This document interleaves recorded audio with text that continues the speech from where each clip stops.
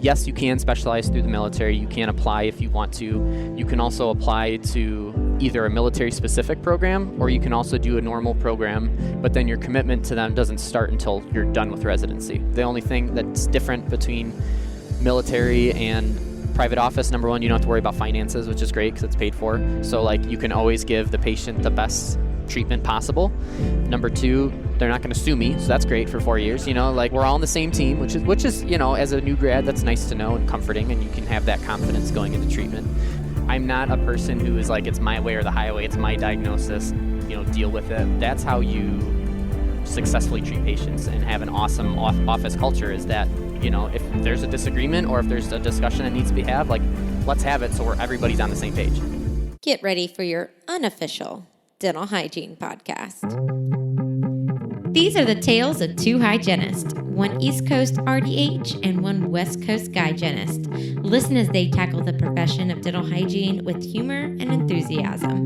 Now, please join Michelle Strange and Andrew Johnston as they tell you a tale of two hygienists. Welcome back to another episode of A Tale of Two Hygienists, episode number 322. I am your host, Andrew Johnston, and wherever you might be listening, thank you so much for making us a part of your day. We have a great show lined up for you today. It's going to be maybe just a little bit different than the normal ones. I think the main point that I'm hoping that you walk away with is that if you're a hygienist and if you wanted to go back to dental school, that you would come back to this episode as a reference guide of pretty much how to do it cost effectively. We have on the show today Brandon Evert, and it's taking everything that I have, not to call him Dr. Brandon Evert, but he's a D4 student, and he took a path to becoming a doctor that is just a little bit different. He is finishing up school and will be shipped off to work in the military as a dentist. His story is pretty different than many I've heard, but I enjoyed speaking with him so much years ago at Voice of Dentistry, and then we had a reunion of sorts at Voice of Dentistry this year. And I'm sure that when he gets out, he's going to make a fantastic business leader, a business owner, a boss. I think someone that we all could see ourselves working for. Along these lines, we also did an episode earlier this year, I believe it was in January, with Tiffany Grant. It was episode 313. We talked about what it was like to be a hygienist in the military versus what a civilian hygienist is, and kind of the pros and cons and what's the same and what's different.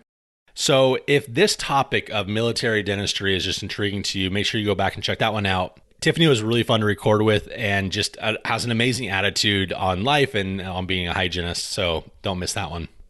And then next week, we have an episode coming up with the Trish Keena about becoming a hygiene director. And I know that questions come up a lot, at least for me they do, on like, what did I do to prepare myself to take that position?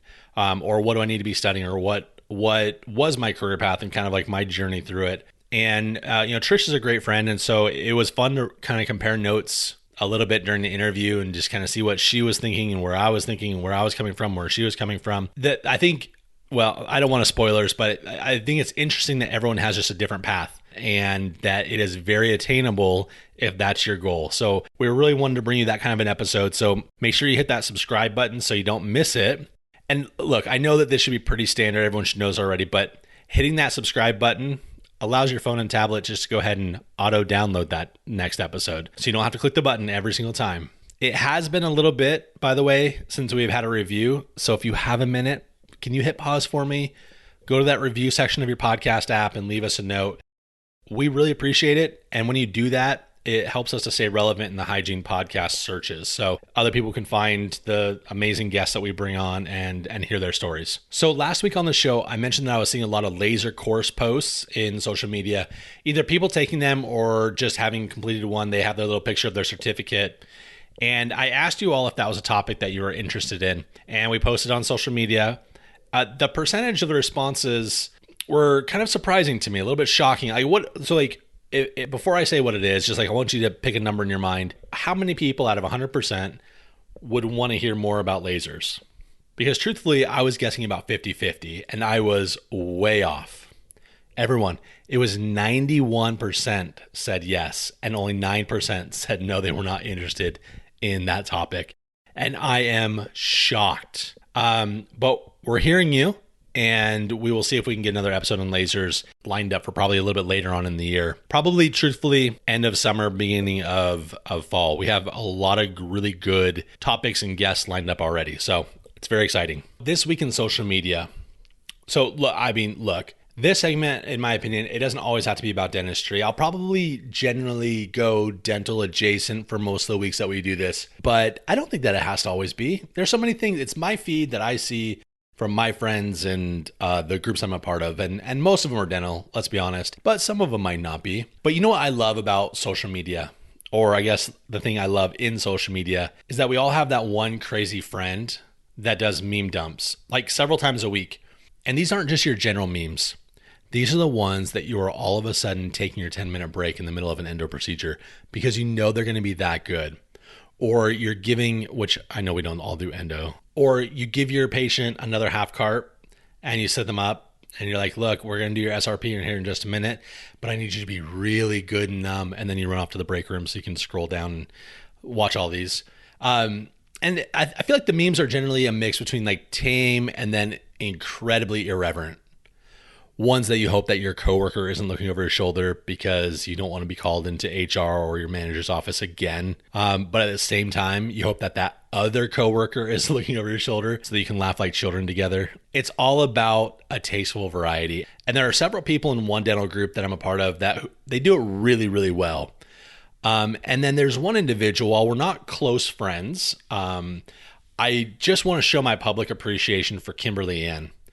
Kimberly, you have caused me to laugh out loud so many times that I can't even count. And, you know, for yourself and people like you, I think there really should be a national day so that we can all give you the recognition that you deserve. So that's my thoughts on social media for the week. I hope you are all doing okay. You're going to really enjoy this interview with Brandon Evert. Welcome, everyone, to the interview portion of a Tale of Two Hygienists podcast. We're welcome today, soon-to-be doctor, yes, Brandon Evert. You had us on your podcast. It was, 2020? Yeah, the last voice of dentistry. The last voice of dentistry. I went back. I actually listened to that podcast, and I'm like, there are some things I want to take back on what I said. I mean, I liked it. It was a good episode. Thank you, by the way, for taking a chance on two random hygienists that are sitting next to you over there. We were right over there. That corner right there. Yeah. Oh, I should also say that we are, again, live at Voice of Dentistry again. Yep. Alongside Amber Lovatos is also guest co-hosting / whatever else she's doing. So, soon-to-be doctor, tell us a little bit about your backstory. Like, who are you? Where are you from? And then I really want to jump into your next chapter. Okay. So it's exciting for me. Yeah, absolutely. So I am currently a fourth-year dental student at UIC, which is the University of Illinois at Chicago. Got like 3 months left. I can see the light at the end of the tunnel finally. But kind of how it all started is my dad is actually a high school math and science teacher. And growing up, I would always go into his classroom and on his dissection days, and there's pictures of me at 5 years old dissecting a pig or dissecting a cow heart or, all the fun stuff. Well, at least I thought it was fun at that time. So growing up, I really thought I was going to be like a doctor pretty much, or more specifically a pediatrician. And then, some time went by, and in high school I took an anatomy course, and I'm like, oh, this is so cool. I love seeing, the muscles underneath and all this stuff. And I thought, orthopedic surgeon, like that's exactly what I want to do. And so up until like my senior year of high school, I was dead set on going into medicine. Everything changed when I went for my last physical to my doctor, who I was very close with, and it was just for baseball kind of thing. And so he's like, well, what are you going to do with your life, Brandon, now that, you're a senior in high school? And I said, well, I think I'm going to go into school to be a doctor. I want to be an orthopedic surgeon. And I kid you not, he walked over to the wall and started banging his head against the wall. And he's like, before you make that final decision, he's like, medicine's a great career. You're going to do great. Yeah. But he's like, before you do that, go shadow a dentist. And he's like, I know so many doctors who now wish they would have gone into dentistry. And I'm like, okay, I'll do that. And I went and shadowed a dentist, and the rest is history. Just seeing the flexibility. Here's what I always say when people ask, like, why dentistry over medicine is, in medicine, like, you're either just the radiologist and you take x-rays all day long. Mm-hmm. You're just the surgeon. You're just doing surgeries all day long. If you're the primary care physician, you just, you're prescribing meds. You see that patient every once in a while when they're sick, that kind of thing. Right. But dentistry, is a combination of all of those things. Like, you're taking the x-rays, you're doing the procedures, you get to see that full transformation from the beginning to the end. And I like that. And plus the flexibility where a lot of medicine now, any doctor that used to own their own practice is now affiliated with some hospital. You know, you still have that private practice freedom in dentistry. So all of that together, I'm like, dentistry sounds pretty good. So for sure. Went to college, pre-dental, and then my junior year of undergrad is when I kind of started talking to the military. So there was this big career fair with all of the dental school representatives there. That's the time at the time when I was applying, and just happened to get into a conversation with this Navy recruiter, and he told me, he's like, hands down, this is the best scholarship you're ever going to get. Doesn't matter how well you score in the DAT or whatever. He's like, this is the best scholarship you'll get. And it's called the Health Professions Service Program, which is HPSP, what everybody calls it. And basically how it works is the Navy pays for your 4 years of dental school, plus a stipend, so you get a little bit of monthly income, which is pretty nice for a poor dental student. For sure, yeah. But in return for those 4 years, you have to serve 4 years as a military dentist.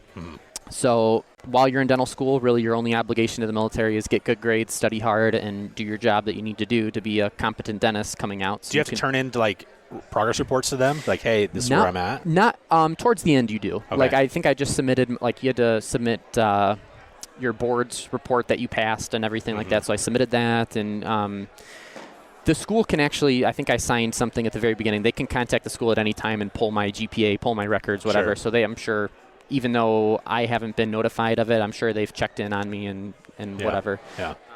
So did they pay for all your tuition then? You're going to graduate debt-free? Yes. That's so amazing. the really nice thing is the only debt I'm going to have is from undergrad, which is minimal compared to what all of my classmates are coming out with. You know, $400,000 in debt. I'm going to be maybe 80 from undergrad, whatever. Yeah. So that's going to be really nice, you know, and it's really nice that I'm going to have that 4 years of experience to get faster, to work, you know, to get that practice. Because a lot of people coming out of school, in dental school, we're used to having an hour and a half, 2 hours for a single filling, you know, and we take that time. And, you know, once I'm in the military, I shouldn't be spending more than, you know, 20, 30 minutes on a filling, you know. So I want to get to that fast point, so when I open up an office, when I'm done with the military, you know, I'm fast and ready to go, you know, and I'm productive. So one of the things that, like, even just the last interview that we did over there, like, you are 5 steps ahead of everybody. Like, you are such a thinker about this. You know, it's a blessing and a curse at the same time. You know, I am a thinker, and I think a lot about the future and stuff like that, but also it's like my mind is constantly running, and it's annoying sometimes. You're like, turn off. It's hard for me to shut it off sometimes. But yeah, I'm very lucky and fortunate to have this scholarship, to know that I have a 4-year job after dental school, which is kind of nice knowing, and that, you know, I've been supported financially. So, so I've gone through school, got 3 months left, and I'll finally be Dr. Brandon. Wow. Now, when you get into the military, do they give you the opportunity for specialty, or you're just general? So the route I am choosing, well, let me back up. So yes, you can specialize through the military. You can apply if you want to. You can also apply to either a military-specific program, or you can also do a normal program, but then your commitment to them doesn't start until you're done with residency. Yeah. I am deciding to go the general route. I have pretty much know exactly what I want to do. Going to be a super general dentist. I want to do all my own implants, hire, and I know we talked about this last time, I want to have expanded function assistants and hygienists and all that to do a lot of the stuff that I don't necessarily want to do, or stuff that I might not have time to, but to fit that into my schedule, and to give, you know, my staff the freedom for them to work, you know, and for me to focus on the things that I love to do, which is all the bloody side of dentistry. But so that's kind of what I want to do, is after the military, I'm going to open up my own office, have a couple surgical suites, have some ops, and hopefully kill it do all of my own stuff. My goal, and I tell all my classmates this when they ask me, is for my oral surgeon, who, you know, whatever area I decide to practice, to hate me, because I'm not going to be referring them. I'm not going to refer them unless thirds. You got those ones. Yeah, I would love to learn how to do, and I will learn how to do that in the military. I will only refer them if it's like something crazy hard. If there's a nerve close by or something, like they can handle that. Wrapping around the root. Yeah. Then have fun with that. I'll refer it to you. But like all the surgery stuff is. So, but you and Dr. Moody are pretty close, aren't you? Already learning a lot of surgery stuff. Yes. So Dr. Moody and I go way back, even before I got into dental school. Oh. I actually submitted my application to dental school while I was on my internship with him. So hold on, I didn't know about this internship. Tell me. Okay. So back the story way up. Okay, I'm going to back it up. So in undergrad, this is when I'm at Indiana University. I'm a pre-dental student. Me being the dental nerd that I am, I started searching for dental podcasts. And I came across this one called Dentist Implants and Worms. Like, oh, these guys are drinking. They're talking about dentistry. I'm like, hey, this is pretty cool. Sponsored by Boyd's. Yeah, right? Boyd's Wine and Spirits. This is the third podcast I've sponsored Boyd's. They're going to get a lot of customers after this. So I followed Dr. Moody on Twitter just because I wanted to know when the next episode would come out so I could listen to it. Well, he looked at my Twitter and saw that I was a pre-dental student. And he reached out to me and said, hey, you want to be on our podcast so, we can understand what it's like to be a pre-dental student right now. I'm like, absolutely. As nervous as I was, I'm like, this is a big opportunity. And so I did a couple podcasts with Dr. Moody, and he invited me out for an internship, and he was in South Dakota at the time. So I flew out there, not having met him before, which is kind of crazy to think about. It's a wild story. Psycho killer. But yeah. So you get trafficked. Yeah. Yeah, so that was an interesting conversation with my parents. They're like, you're going to fly out to South Dakota to meet this guy that you've only met on the internet. I'm like, yes. And they're like, you're going to stay at his house. And I'm like, yes. And they're like, okay, don't die. So, but it ended up being life-changing because it opened my eyes to what implants can do for patients and kind of set my sights before I even got into dental school on exactly what I wanted to do. Yeah. So having that relationship, I've been through his course a couple times when he comes to Chicago, which is awesome. But on top of that relationship has kind of helped me get into a program at my school called the Advanced Implant Program. So that allows a select few undergraduates that are in dental school to place dental implants. So actually just before Christmas, I've already placed my first implant, and now I'm just waiting for it to heal. I'll put the crown on, and so it's a great experience, a great learning experience, and great, practice. So your other classmates, so they're just restoring the implant? Correct, yeah. So that's okay. Is it because there's only a limited number of spots, or there's a limited number of patients that need implants? Like, why can't just anybody get into that program? You know what? That's a great question. That's kind of the schools. I'm not going to get into that. I'm not going to talk about that. That's fine. But they only offer a limited number of spots.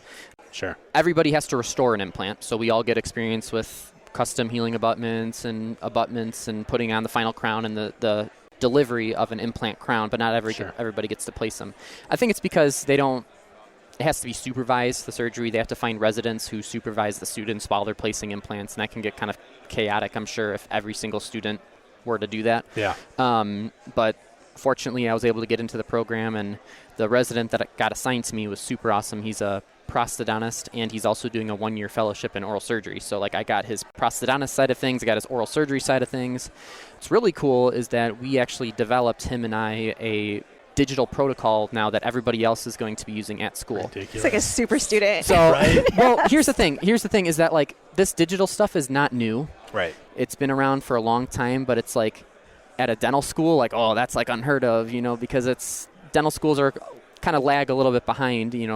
They're focused on evidence-based dentistry, so they wait for all the literature to come out about it, and then they start implementing it. Yeah. So basically we took the cone beam, we did the intraoral scan on the patient, then we were able to design and plan the implant. We were actually able to 3D print the surgical guide at school, which that's the part that's never been done before, which is pretty cool. Yeah. And then we were able to do the surgery. It was a lateral incisor, which is pretty sweet, so in the aesthetic zone, and we were able to actually put a temporary crown on the same day for the patient right before the holidays because the implant went in nice and stable. So they were happy that they got a tooth, even though it wasn't the most aesthetics thing in the world because temporaries are hard. It was my first one, and with the angle of the implant, a little metal was shown. Whatever, but they were happy. They were missing a tooth there previously, but they were very happy. Right. So anyway, to go through the whole planning process, the surgery, and then to be able to put the crown on in a couple months, that's going to be, it's a wonderful experience. So I'm very fortunate to have done that. Did you apply to that program? Yeah, so you have to apply to it at school, to do that. And they look at your grades, and you have to write a couple personal statements, and they kind of look into that. So being able to say that I have been through implant pathway and stuff, I'm sure kind of helped. So one of the questions that we get a lot, kind of in the social media forums and things, is about, and please don't be offended, but the dumbing down of dental schools and hygiene schools too. Yeah. Because of COVID and things like that. So I know you can't speak for the school, but as a hygienist, is there anything that we should be aware of for these newer grad doctors that aren't going to go through the pathway that you're going through the Navy and GPR or whatever else? Fortunately for my situation, we have not been hit too hard. Like, we still have been able to get a lot of our clinical requirements and have been able to do a lot of procedures. But COVID has especially like for classes like the class behind us or the class behind that class, like they've been hit really hard where like they're not getting a lot of sim clinic time. Mm-hmm. So that's going to impact them, I think, in terms of hand skills and in terms of the amount of repetitions on live patients that they're going to get coming out of school. So I think the dentistry is going to be good. It's just like maybe the speed might not be as fast. And especially like for implants and stuff, you know, they might not be as knowledgeable about any like specialty procedure. Like they're going to come out knowing bread and butter dentistry, you know, forwards and backwards and how to diagnose it and, you know, oral pathology. I feel like my school is very good at that. And treatment planning is something that my school is really known for, is putting together a comprehensive treatment plan for patients. But some of the specialty things, being at a school that has all of the specialties, a lot of that, they view that some things may be harder and don't want students to challenge themselves, so they just refer it to the residents to do. Sure.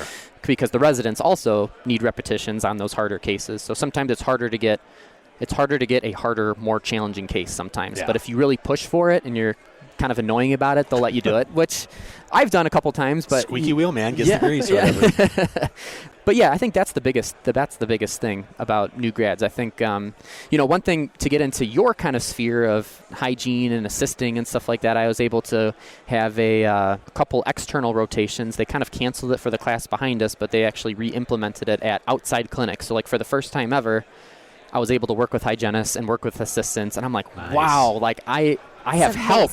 It is amazing, you know, and because we don't get that at school. Everything is alone. You know, we work by ourselves, and obviously that takes a little bit longer because I have to turn around and grab my etch and then turn around and grab my bond instead of having, you know, when I was at my... And you're like, stay open, don't get this wet. Right. Bite block, rubber dam, all that stuff. Yeah. Exactly. But when I am at these, rotations, I'm like, oh my gosh. And I kept putting everything back on my own tray, and they're like, Doc, you can just hand this back to me. And I'm like, I'm sorry. Like, I have a pinky, put it in our pinky, and then we'll do this. We'll do this like that. I'm just not, I wasn't used to that. But by the end of it, I'm like, this is amazing. And then at the end of my rotation, I had to go back to school, and I'm like, this sucks. You know? But it is nice. And, you know, a lot of people view it like, oh, it's like assistants do all the dirty work. And I'm going to use that as a loose term just for a second. Sure. But it made me realize how valuable those staff members are to your practice. Why? Because they free up the doctor a little bit, especially viewing at this from a dental school perspective where I have to take all of my own x-rays and do all of this. Right. It frees the doctor up to do more dentistry and deliver more production and change more smiles and lives in a shorter amount of period. So it really opened my eyes up. I'm like, it's incredible. Keep preaching it. Keep preaching that message. Yeah. That's going to help. That's going to help the world. Man. Right. I swear. Right. Absolutely. So that's the way I view it. Now, here's a question for you, too, because I'm somebody at school, we use Isodries, and I love them. It helps keep the tongue out of the way and everything, but then, you know, if I were to have an assistant, that's not something that, like, they wouldn't have to suction. Are they happy about that? Do you what is your viewpoint? I mean, I think it's I'm not an assistant, never been an assistant, but from what I hear, there's two things. Yeah. It's the assistants that don't really love doing endo because it's so boring. Yeah. You're taking one thing away from them. Yep. However, I think going back to your point about, like, we talked about this before, but like communication and freeing somebody up to be able to do more things. If you can explain to them why you're doing what you're doing, like, hey, this is better for the patient, right? Because we're going to have a dry field, which means this is going to last longer for the restoration, right? Et cetera. I'm not trying to encroach upon what you traditionally have done. Yeah.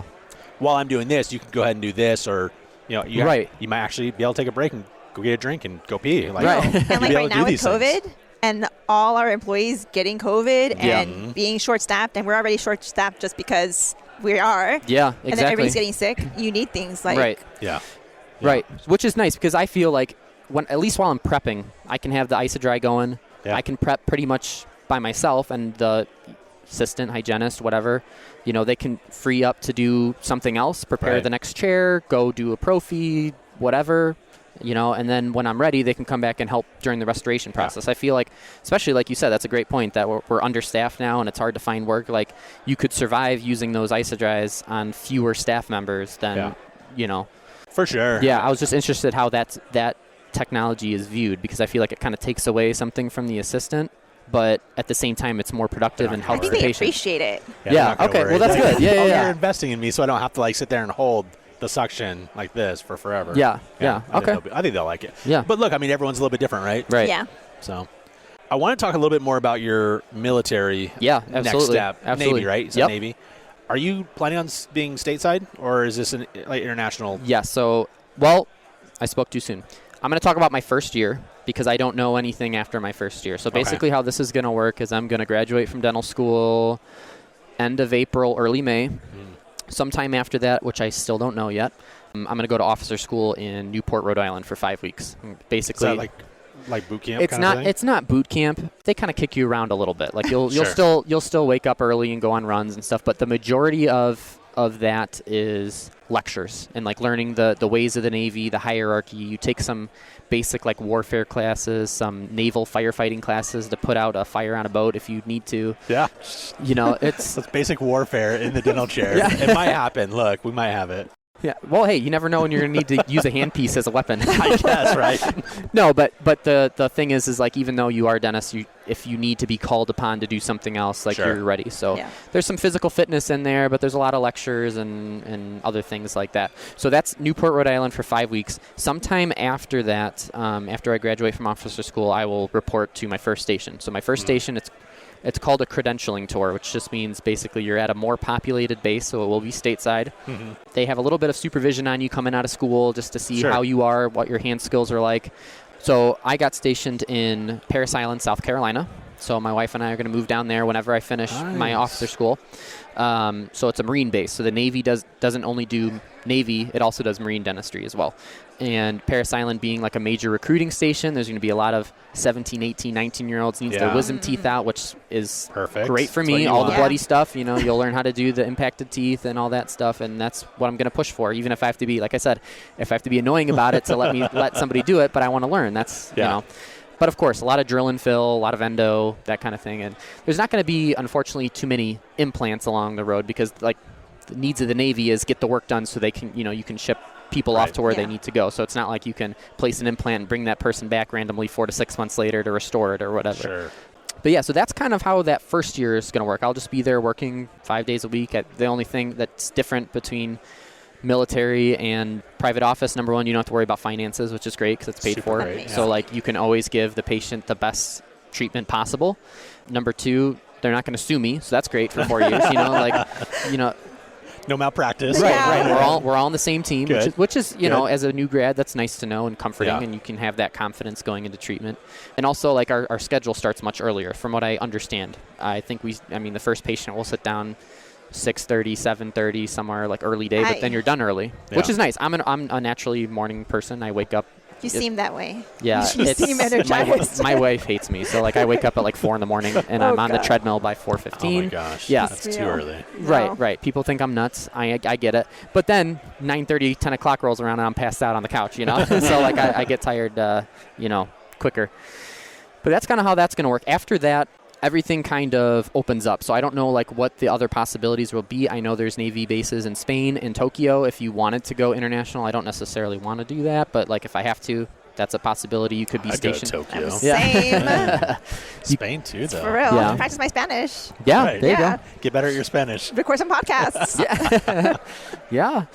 And then you could be on a ship too. So there's a lot of different options after that first year, from what I understand. Again, like I'm not in it yet. I don't know exactly the needs of the Navy change on a monthly and yearly basis depending on what's going on in the world. So it's all just going to kind of depend. But that's the basic blueprint of it.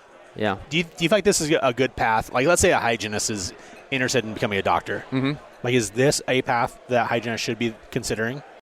I think so. I mean, it depends on if you want to go through like the officer school and like put in that commitment, because pretty much the Navy is they're going to try to appease you on where you want to go. They do try that, but ultimately like they're going to decide where you're going to go at the end of the day. So like if you're a flexible person, you're good you enjoy traveling or want to travel and see a little bit of the world and have your school paid for. Yeah. That's a damn good route. Yeah. Huge right there. And like, like I said before, that this recruiter that I met in undergrad, he's like, this is the best scholarship you will get. You're not going to find any other scholarship that's going to pay for 100% of your school and give you a stipend And then also, I mean, you're going to be a salaried military dentist. You're going to be making a salary, but you just have that It's a low time salary, but it is a low salary. Okay, but yeah, okay, but still, you're not gonna get rich. like, but at least, you're not paying for all the other stuff. the Exactly. debt and then like the interest of that debt. And My then you husband's a dentist with that student loan debt. Yes. It is huge. It is Right. something we'll be paying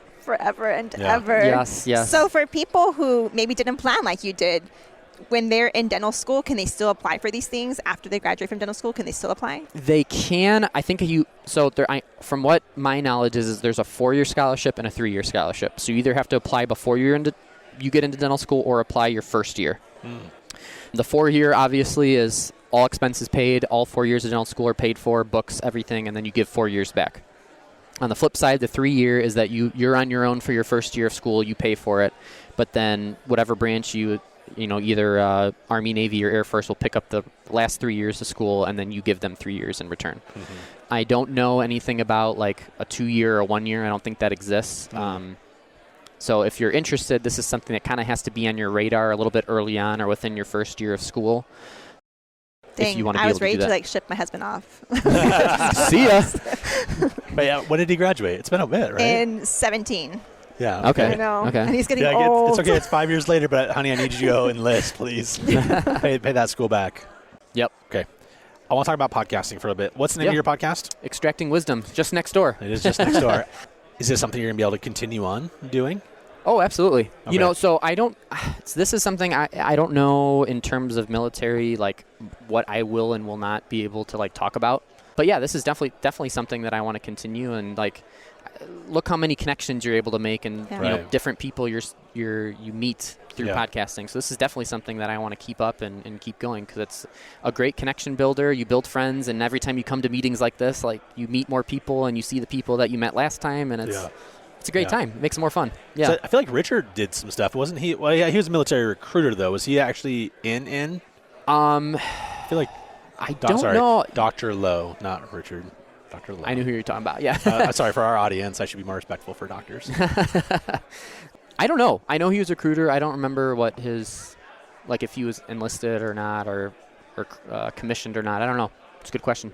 Because I feel like he was all in on podcasting. He talked about a lot of different things. Like he had zero restriction and built a nice little practice thing out of there. Yeah, for sure.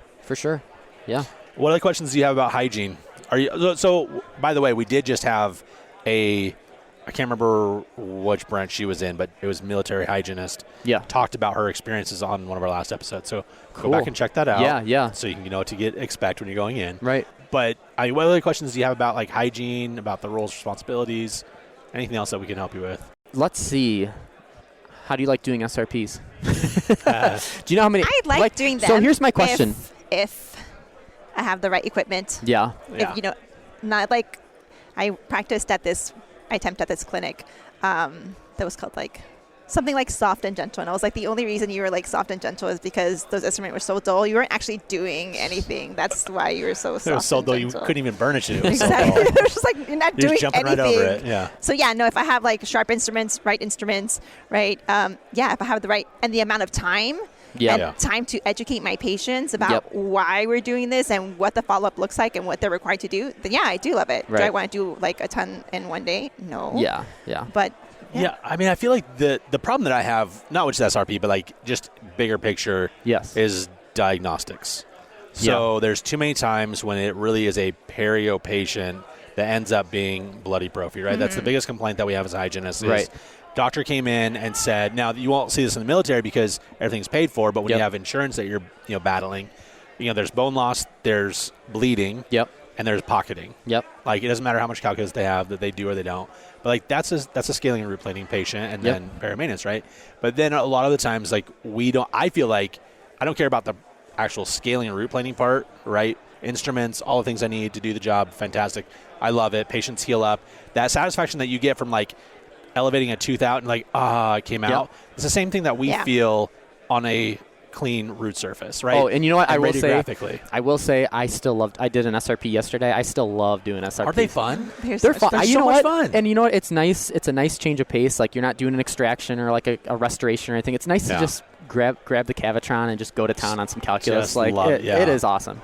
So, but I just think that, when we are then told, it's like, okay, well, now I have to do a prophy. Like, I feel like it's more of a management of the situation that I have issues with rather than the actual procedures. Sure. And I think our school, the school that I go to, does a great job of that. Like our perio faculty and our perio program, I think is like top notch. Like nice. Perio is something I did not have to study for my boards, because they literally drill perio into our heads. The thing I have a question about, though, okay, especially if you have a perio patient on like a 3-month recall, okay, you can't, like, insurance companies don't pay 4 times a year or don't reimburse for perio maintenance. Yeah. Do you make patients pay if they need to do a perio maintenance, or can you bill that as a prophy, like alternate them? No. Okay. No, because a prophy by definition is preventive, right? It's correct. Prophylaxis, prevention of. So you're telling the insurance company we're preventing a disease that they already have. Right. Like, how do you do that? Yeah. Like, you can't. It's impossible. Yeah. So it's, at that point, it's insurance fraud, right? So correct. Then it's just, you can't do that. I've heard of offices doing that, but I know that's I totally understand. Well, what you could do though is like you could use a miscellaneous code. I don't advocate it. I don't want you guys doing it. Really, everyone don't do it. Yeah. But if you are a doctor, I think T-Bone talks about this on our podcast a while back. He's like, look, I just want our patients to be clean. I don't really care. I'll give the diagnosis of perio, but I don't really care what the therapy is like called. Mm-hmm. And this is going to be the fee for it. It's a flat fee. It's this. That's it. Okay. But you have to use a miscellaneous code to do that, or in your own private notes, just don't submit to insurance and put it in your own private notes that this is what you're doing. Did not submit to insurance, all this other stuff. So there's a way to do it. Right. But the best way to do is still, if you can submit those claims to insurance and they can get denied, then the insurance companies keep seeing that track record of we are trying to do the right things for our patients. You're screwing your client. Right. I see. It comes back to educating your patient, right? Not just telling them like, hey, now you have to do a prophy or a perio maintenance every 3 months. Why you're having to do that so they don't have to relapse, so they can be healthy. Not just telling them you just need this. Explaining the why behind all of those things will help your patient be more compliant. Right. And I will say, as some advice from a hygienist who's worked with dentists and managed a practice, I say being receptive to your hygienist, although obviously you're knowledgeable and know the things, right? But if your hygienist, giving them the opportunity to come to you and have conversations about maybe a procedure, a diagnosis they may disagree with, right? And having an open conversation about those things, that I think helps everybody be successful. For sure.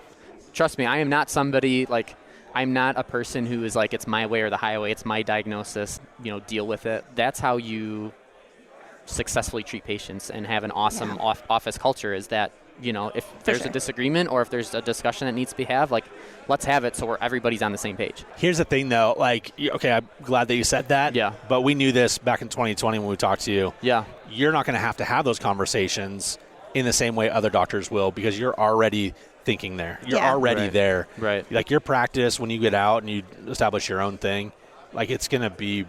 You're going to calibrate your hygienist. You guys should have that one initial discussion, and then you won't have any problems after that. I mean, you mentioned it from the beginning of this when you were saying you wanted to empower your hygienists and assistants to do expand functions. Like from there, just from that, you're telling me like, okay, you want to empower them. You want to work as a team. Right? Yeah.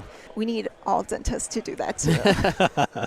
I mean, even like this, like small things like, I'm in an extraction appointment, and my assistant that's working with me says, like, hey, you want to use this instead? I think, maybe you picked up the wrong instrument or just something like that. Like, I'm not going to take offense to that. I'm like, I like when they shove it in your hand. But, no, doctor, this is what you want. Right.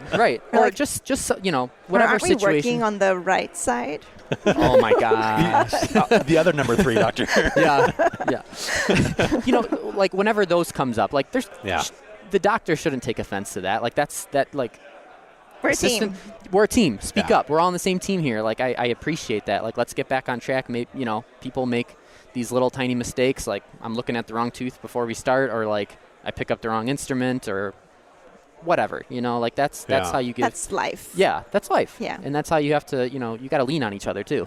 Are you seeing a trend in like the doctors that you've been kind of coming in contact? I feel like the newer generations of doctors are a lot more inclusive. Yes. Not saying that the older doctors are not, but just as a whole. So I worked as a dental director of a nonprofit dental clinic, and so both of us were directors. The dentist was a director, and I was a director.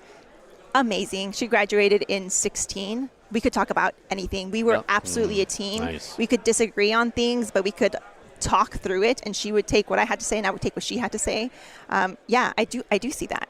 Yeah, I like that. I think that just the culture is changing, where all the things that you're talking about is because, part of it you're being taught that, but also it's intrinsic for you specifically. But I think that it's out there that we're team dentistry now. Yep. But also I think education has come a long way. I think continuing education has come a long way for hygienists and assistants and all of that. But the problem is that we don't get very much exposure to like working with a hygienist or working with an assistant at school. Yeah. I got a little bit of that, like I said, on my rotations. I think we have one rotation where they sent a hygiene student over to our school where we kind of supervised them and kind of helped them as if it was like a real like SRP appointment. We bring them over for an SRP, and in Illinois they can give the injection. So they injected and did the whole procedure, and we kind of double-check their work. Nice. And then, if there's any calculus or whatever, we just point it out to them, they clean it up, and then we bring the instructor over and they, double-check. But it's nice to have that. I wish we had more of that, that more team approach, because that's what real life is, and that's what it's going to be like in practice. So here's an idea. So I was an educator. I taught in a dental school where we had a dental hygiene program. That's awesome. And so I was clinic coordinator, so I organized the hygiene students. And one of the things that we did called like file recalls, where basically the hygiene student would go to find a recare patient for one of the dental students and take care of their recare patients. And they had a certain amount of them that they had to do. And then once they met that, they got like extra credit for every more patient that they saw. So it allowed an opportunity for them to be incentivized to see more patients with the dental student, to work together, and it's faster appointments. So we really enjoyed that, and it really forced the hygiene students and the dental students to collaborate, to talk to each other, because a lot of times, although we're in the same school, they weren't talking to each other, right? They were in different schools. So it forced everybody. The dental students wanted to have 2 appointments going on at the same time, so they could do whatever sort of work and have the hygiene student doing their recall appointment. Yep. Yeah. See, and that's the thing too, is like we don't even get experience in school running 2 appointments at the same time. Like again, on my have a hygiene check going on here soon. Yeah. So we don't know that workflow. And like again, I did a little bit of that like on my rotations, where like I had an emergency come in and diagnosed that, numbed that patient up, went to the next op. I had like maybe another emergency and then a hygiene check at the same time. So I'm bouncing between ops, and I'm like, this is so much fun. It makes the day go by so much faster.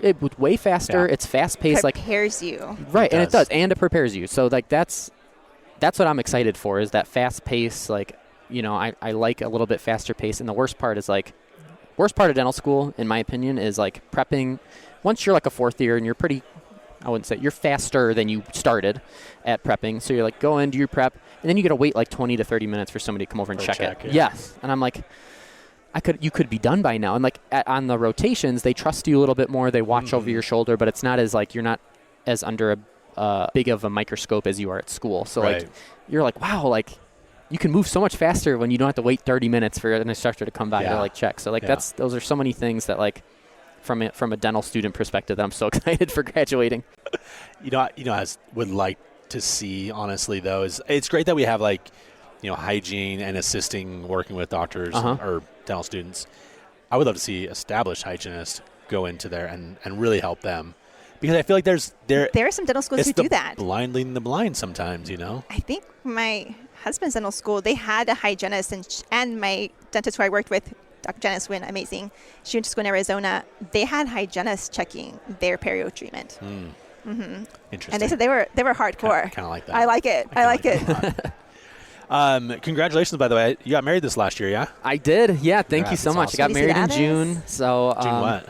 What'd you say? June what? June 26th. Oh, good. Yep. And actually, what's funny is that it's my parents' anniversary too. Just happened to work out that. So we share the same anniversary. So my dad and I can remind each other. But no, I'm kidding. Of course. Dad, don't forget about your anniversary.